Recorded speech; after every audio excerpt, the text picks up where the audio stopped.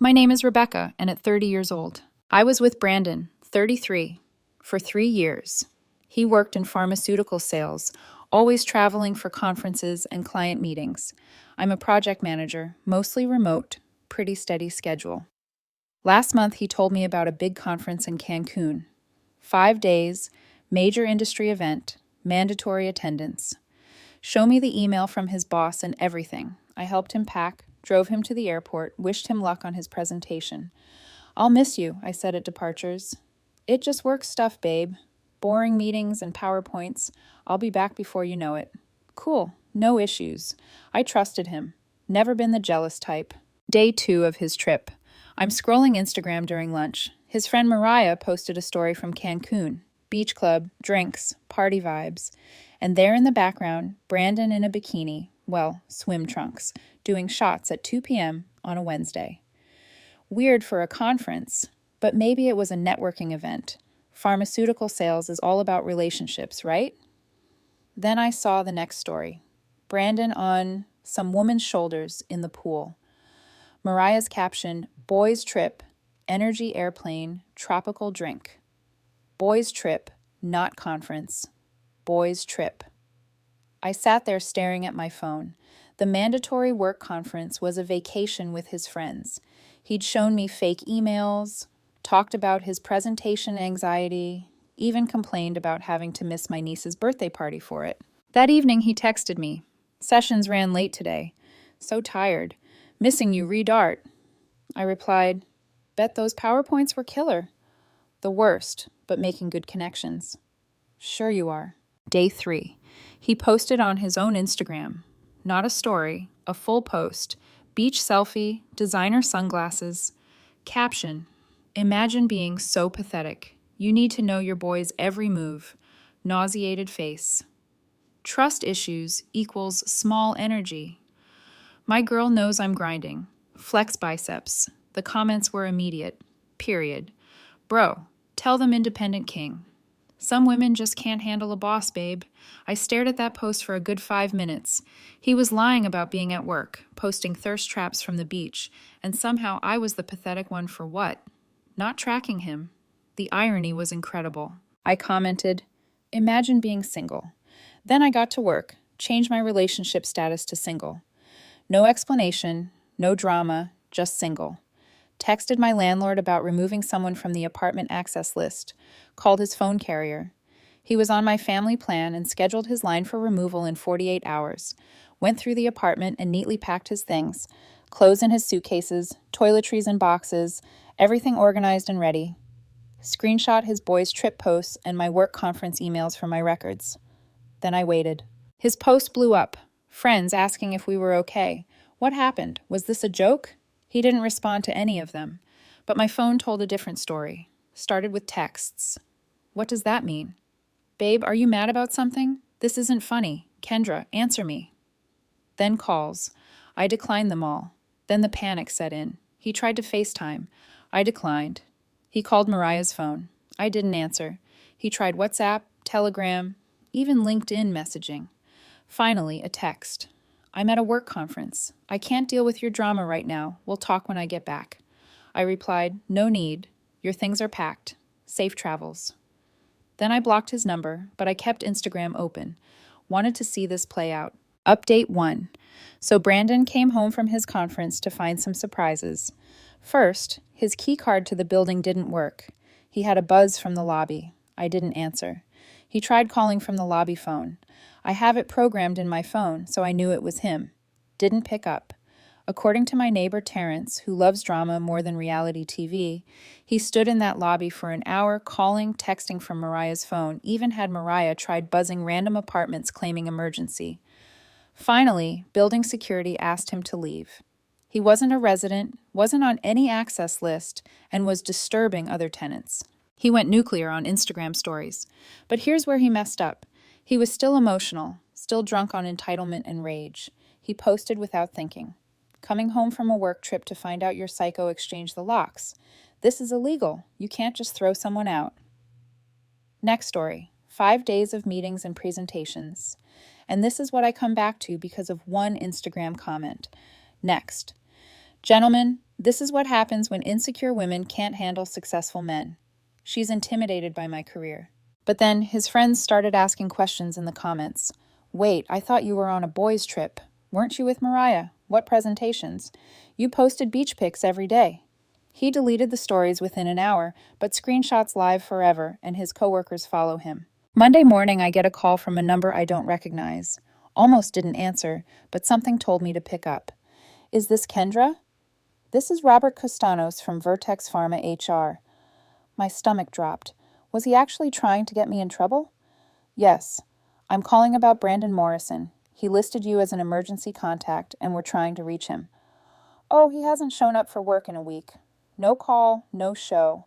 We're concerned. I paused. He told me he was at a company conference in Cancun. Long silence. We haven't had any conferences this month.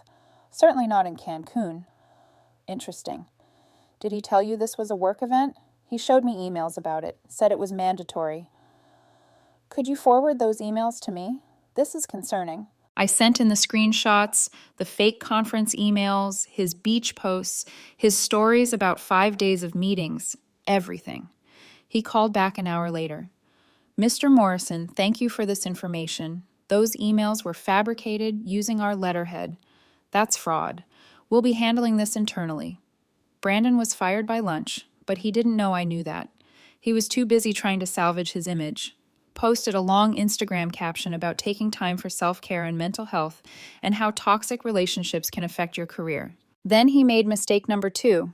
He applied for unemployment, listed hostile work environment as the reason for separation. The unemployment office contacted Vertex Pharma. Vertex Pharma provided documentation of fraud and job abandonment. Claim denied.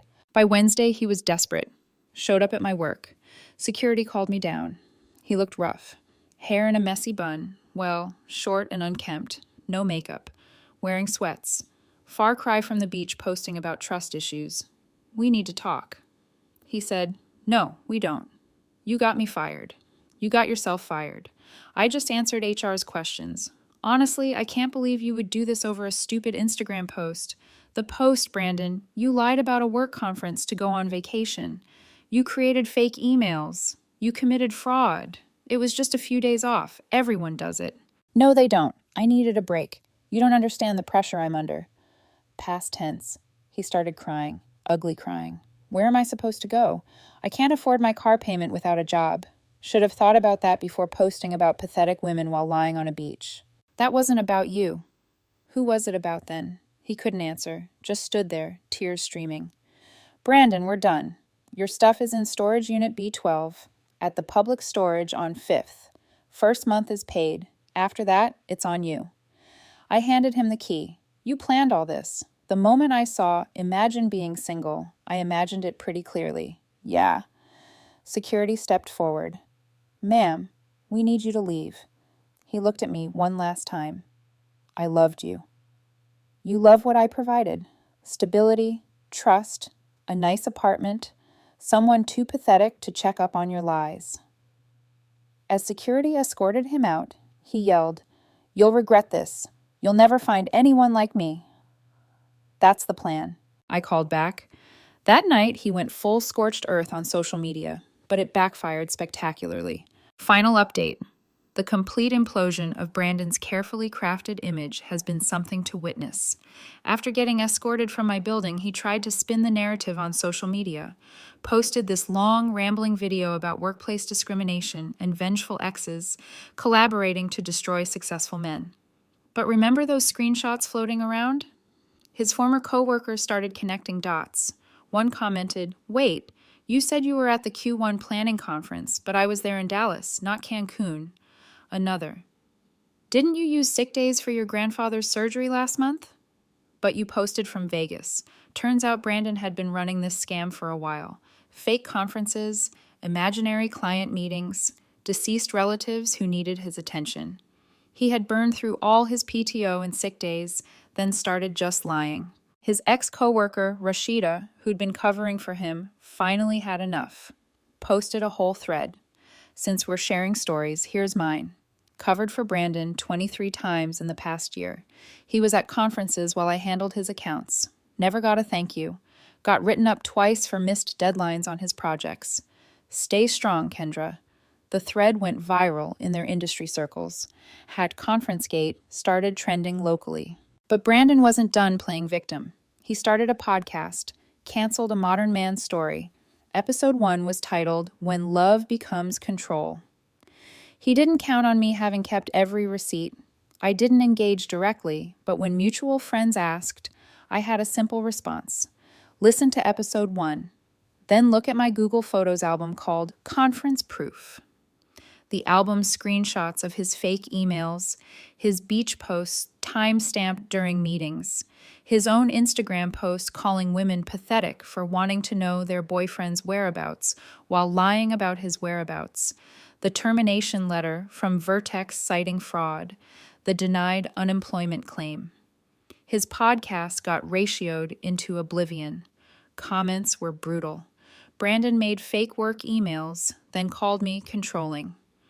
The audacity to lie about work, then shame people for trust issues. Imagine being so entitled you think fraud is self-care. 2 weeks ago, I ran into Mariah at a coffee shop. Awkward moment. She came over. Hey, Kendra. Mariah, look, I didn't know he was lying about work. She said, You knew about the trip? Sure I did. No, really. He said you were cool with it, but he had to tell his job something. I thought you two had an arrangement. An arrangement where he lies to everyone. Mariah sighed. He's staying with his parents now. Can't find work. Everyone in Pharmathan knows about the fake conferences. Consequences. He's talking about moving to another state, starting fresh. Good for him. She smiled faintly. He still loves you, you know. I laughed. Actually laughed. He loves the idea of someone trusting him enough to never verify his lies. That's not love, Mariah. That's exploitation. He left without ordering coffee. Last week, the final domino fell. Brandon's car got repossessed. Turns out he'd been behind on payments for months. Without a job, he couldn't catch up. Posted one last Instagram story from his parents' house. Rebuilding Phoenix Energy fire. Comments were turned off. His mom reached out to me. Sweet lady, always liked him. Kendra, honey, what happened? Brandon says you ruined his life over a vacation. Mrs. Morrison, he lied about work conferences to take vacations multiple times. Created fake emails. Got fired for fraud. I just told the truth when asked. Long pause, she said, He told us you were jealous of his success. What success? He destroyed his own career by lying. Oh my God. Even his parents were done with the lies. Me? I'm good. Better than good. I started dating this man, Lucian, from my hiking group. He's a teacher. Shows me his actual classroom. Introduces me to coworkers at real happy hours. When he travels, he sends dorky tourist photos, not thirst traps with trust issue captions. Last weekend, he asked if I wanted to track his location on our phones. Why? I asked. Safety, convenience, I don't know. My brother does it with his girlfriend. I'm good. Just text me when you get somewhere safe. You sure? After your ex? I thought you wanted to verify everything. Nah, liars lie whether you track them or not. Honest people don't need surveillance. He kissed me. That's surprisingly healthy. Learned the hard way. Brandon is still out there somewhere, probably crafting new lies for new people in a new city. Maybe he's at a conference right now. Maybe he's posting about trust issues while actively betraying someone's trust. Not my problem anymore. But sometimes, late at night, I think about that Instagram post. Imagine being so pathetic you need to know your boyfriend's every move. The irony is, I never needed to know his every move. Never asked, never checked, never verified. Gave him complete freedom and trust. And he used that trust to lie, steal time from his employer, and then had the audacity to call trusting partners pathetic. Turns out the most pathetic thing isn't wanting to know where your partner is. It's lying about where you are while shaming others for caring. He imagined being single as an insult, a threat, something he feared.